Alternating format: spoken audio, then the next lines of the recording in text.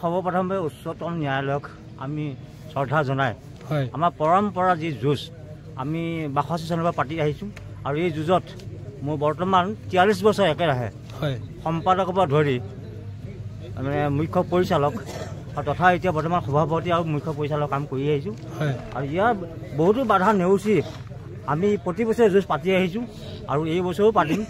আৰু সমিতিখনৰ নাম মহ যুঁজ সুৰক্ষা সমিতি হিচাপে নামাকৰণ কৰিবলৈ প্ৰস্তাৱ গ্ৰহণ কৰে।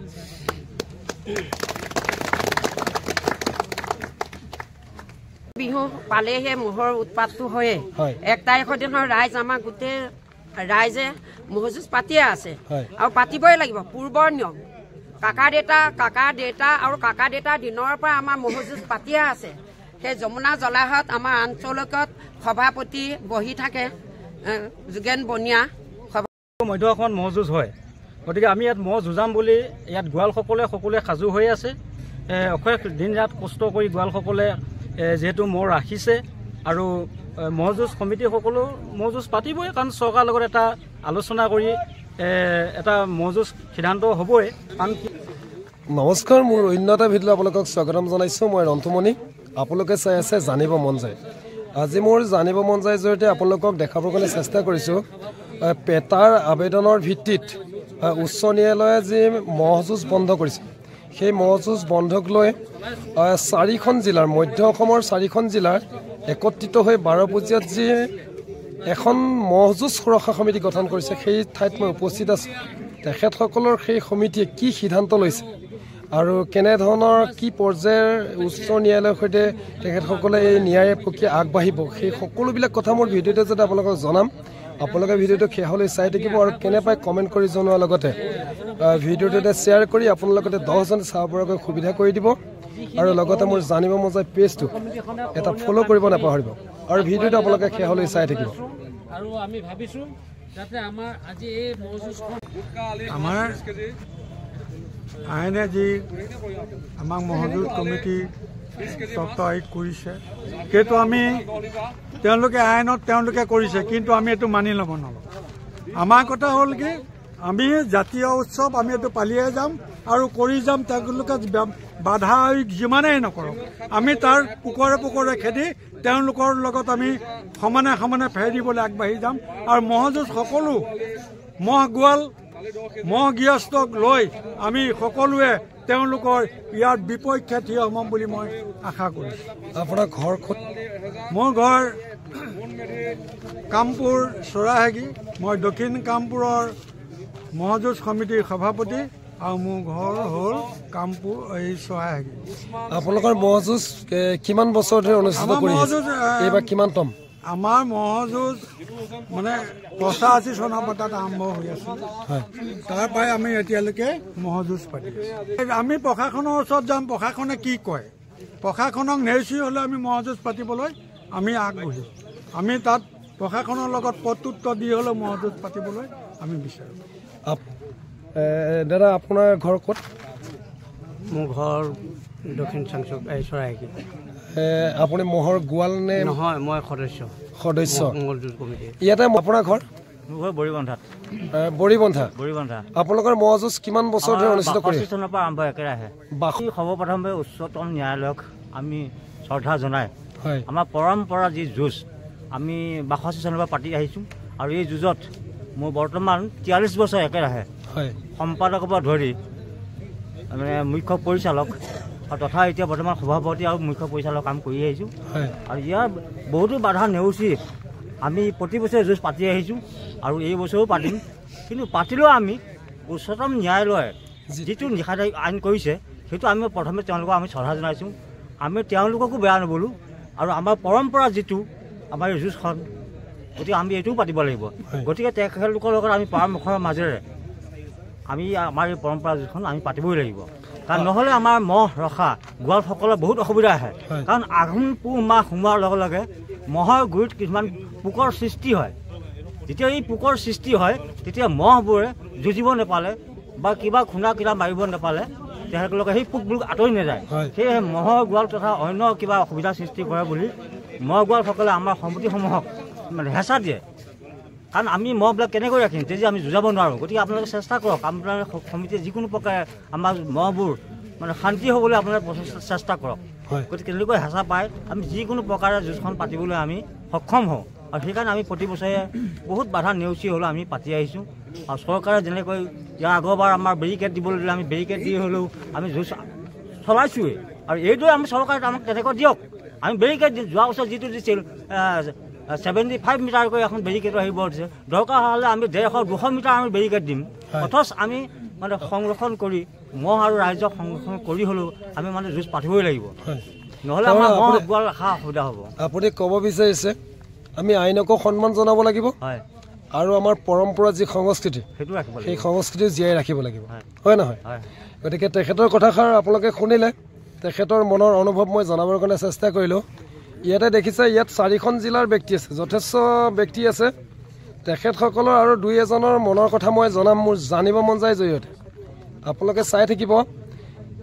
মই গোৱাল হিচাপে আমি যি গোৱালীয়া মহ ৰাখিছোঁ, এতিয়া এই গোৱালে মহ এই যিটো নেকি আমাৰ পৰম্পৰা অতীজৰ পৰা চলি আহিছে, এই মহ আমি আজি ধৰি লওক 40 বছৰৰ পৰা যুঁজ কৰি আহিছোঁ। সেই মহ আমি গোৱালে ধৰি লওক কেতিয়াবা এনেকুৱা হৈ যায় যে গোৱালকো নামানে, কাৰণ ইমান এটা উত্তেজনা শক্তি আহে যে এইটো যুঁজ যদি অসুৰে যুঁজ নহয় তেতিয়া মহটো ঠাণ্ডা কেতিয়াও নহয়, সি উগ্ৰ হৈ থাকিব। সেইকাৰণে আমি উত্তৰ ন্যায়ালয়ক জনাইছোঁ যে আমাৰ মূৰ যুঁজ সমিতি বা আপোনালোকে ওপৰৰ পৰা অৰ্ডাৰ দিয়ক, আমি এইটো যুঁজ কৰিবই লাগিব। আৰু নকৰিলে তেতিয়া এই মহে হয়তো গৃহস্থকো কেতিয়াবা দিগদাৰী কৰিব।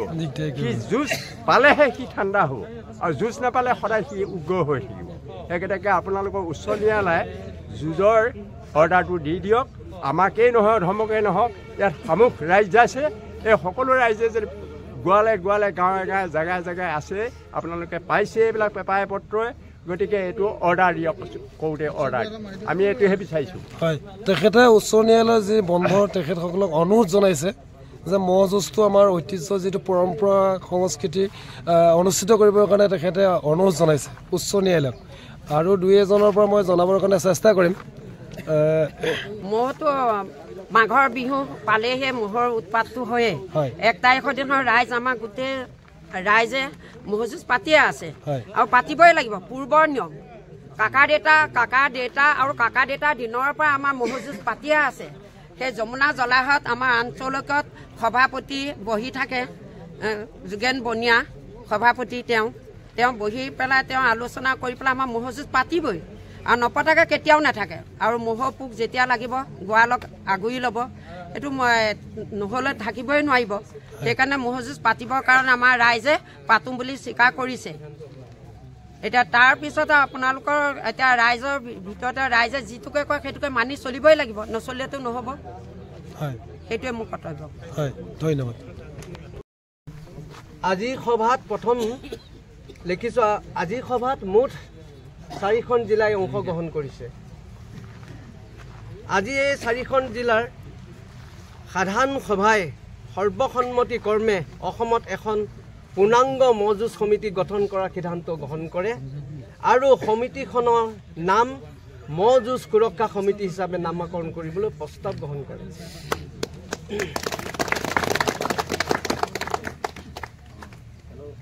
প্ৰতিখন আঞ্চলিক সমিতিৰ পৰা 2জনকৈ সদস্য সমিতিত অন্তৰ্ভুক্ত কৰা হওক বুলি প্ৰস্তাৱ গ্ৰহণ কৰা হৈছে। সদৌ অসম মহ যুঁজ সমিতিৰ মূল সমিতিৰ লগত নতুন মহ যুঁজ সুৰক্ষা সমিতিক আলোচনাৰ বাবে কৰ্তৃত্ব প্ৰদান কৰা হৈছে। যিকোনো মুহূৰ্ততে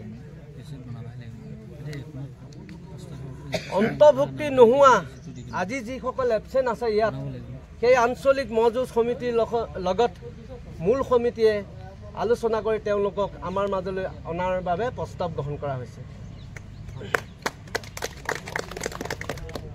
আজিৰ সভাই মহামান্য গুৱাহাটী উচ্চ ন্যায়ালয়ৰ পেটা নামৰ সংগঠনটোৱে জনোৱা আবেদনৰ ভিত্তিত অসমত মহ যুঁজ নিষিদ্ধকৰণৰ সন্দৰ্ভত দিয়া ৰায়ৰ বিৰুদ্ধে আইনী প্ৰক্ৰিয়াৰে নৱগঠিত সমিতিখনে যথোচিত ব্যৱস্থা গ্ৰহণ কৰাৰ কৰ্তৃত্ব প্ৰদান কৰা হওক বুলি সমিতিয়ে প্ৰস্তাৱ গ্ৰহণ কৰিছে। শেহৰ প্ৰস্তাৱটো হৈছে মাঘ মাহৰ বাহিৰে কোনো মাহতে যাতে কোনো মজুজ সমিতিয়ে মজুজ পাতিব নোৱাৰে তাৰ বাবে সমিতিয়ে সিদ্ধান্ত গ্ৰহণ কৰা হোক। ইমানে আছিল আজি সমিতিৰ মূল। 4খন জিলা একত্ৰিত হৈ গঠন কৰা মহজুজ সুৰক্ষা সমিতিয়ে কি প্ৰস্তাৱ ললে আপোনালোকক শুনালো আৰু তাতে উপস্থিত থকা 2-এজন মহৰ গোৱাল আৰু মালিকৰ মনৰ অনুভৱ মই আপোনালোকক জনাবৰ কাৰণে চেষ্টা কৰিলো। মোৰ জানিব মন যায় জৰিয়তে আপোনালোকে ভিডিঅ'টো শেষলৈ চাব আৰু চাই কমেণ্ট কৰি জনোৱাৰ লগতে ভিডিঅ'টো এটা শ্বেয়াৰ কৰি আপোনালোকে 10জনে চাব পৰাকৈ সুবিধা কৰি দিব আৰু লগতে মোৰ জানিব মন যায় ইউটিউব চেনেলটো এটা ছাবস্ক্ৰাইব কৰাৰ লগতে মোৰ জানিব মন যায় ফেচবুক পেজটো এটা ফলো কৰিব নাপাহৰিব। আমি ইয়াৰ পাছতে আপোনালোকক জনাম যিজন ব্যক্তিয়ে সম্পাদকৰ দায়িত্ব বহন কৰিছে তেখেতৰ মনৰ কথা। আপোনালোকে ভিডিঅ'টো শেষলৈ চাই থাকিব।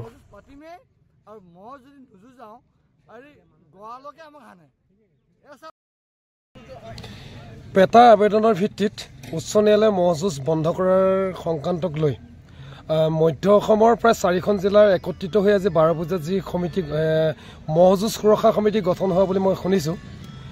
আপুনি সম্পাদকৰ দায়িত্বত আছে। আজি সভাই কেনেধৰণৰ কি সিদ্ধান্ত লৈছে সেই সম্পৰ্কে মই আপোনাৰ পৰা জানিব বিচাৰিম। হয়, আজি 12 বজাত অনুষ্ঠিত হোৱা মধ্য অসমৰ 4খন জিলাৰ মহজুজ সমিতি প্ৰত্যেক সমিতিৰ পৰা আমি আহ্বান কৰি আনিছোঁ আৰু লগতে মহৰ গোৱাল আৰু মহৰ মালিক সন্থা সকলোৱে আহি এই 12 বজীয়া খেলপথাৰতে অনুষ্ঠিত হৈছে, এই ঠাইতে হৈছে।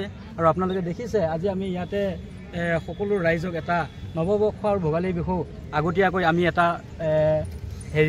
এটা প্ৰীতি ভোজ আমি আয়োজন কৰিছোঁ।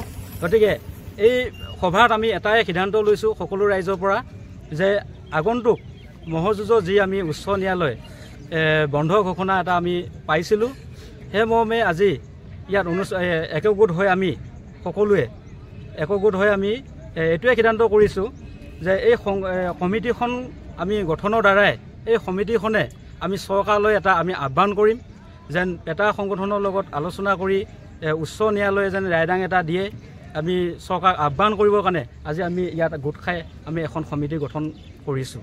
এইটো এটা চিন্তা এইটোৱে কৰিছোঁ যে আমাৰ ইয়াত অসমত যিহেতু মধ্য অসমত মহযুঁজ হয়, গতিকে আমি ইয়াত মহ যুঁজাম বুলি ইয়াত গোৱালসকলে সাজু হৈ আছে। অশেষ দিন ৰাত কষ্ট কৰি গোৱালসকলে যিহেতু মহ ৰাখিছে আৰু মহযুঁজ সমিতিসকলো মহযুঁজ পাতিবই, কাৰণ চৰকাৰৰ লগত এটা আলোচনা কৰি এটা মহযুঁজ সিদ্ধান্ত হ'বই। কাৰণ কিয়নো প্ৰতি বছৰে এই আমাৰতো আজি 600 বছৰ আগৰ পৰাই এই মহযুঁজখন হৈ আহি আছে। গতিকে ইয়াত আৰু নোহোৱাটো এটা কোনো কথা নাহে। আজি সংগঠন এটা দিছে, সংগঠনটো আমি মানিব লাগিব, কাৰণ তেওঁলোকে উচ্চ ন্যায়ালয়ে এটা হাইকোৰ্টৰ মৰ্মে তেওঁলোকে বন্ধ কৰিছে, কিন্তু আমি তাৰ লগত আমি আলোচনা কৰিব লাগিব। কাৰণ যে সংগঠনটোৱে ক'লে যে মহযুঁজটো বন্ধ হৈ যাব সেইটোতো এটা কথা নহয়, কাৰণ তাততো চৰকাৰে এটা বাজেট বহিব লাগিব, বিধানসভাত উপস্থাপন হ'ব লাগিব, নহয় জানো? গতিকে সেইটো নোহোৱাকৈ আজি কেনেকৈ এটা বন্ধ হ'লগৈ, উচ্চ ন্যায়ালয়ে এটা ৰায়দান দিলে, সেইটো আমি চিন্তনীয় বিষয় হৈ পৰিছোঁ। গতিকে আমি আলোচনা কৰিছোঁ, আলোচনা মৰ্মে যেন অসম চৰকাৰলৈ আহ্বান কৰিছোঁ, অসম চৰকাৰে সেই মৰ্মে উচ্চ ন্যায়ালয়ৰ লগত আলোচনা কৰি আমাক যেন মহযুঁজটো পাতি দিবৰ কাৰণে এটা যেন সুবিধা কৰি দিয়ে। আৰু আমি মহ যুঁজাবই লাগিব, আৰু মহ নযুঁজালে এই মহবোৰ ক'ত যাব? এই মহবোৰে মানুহ হানিব, মানুহক ক্ষতি কৰিব।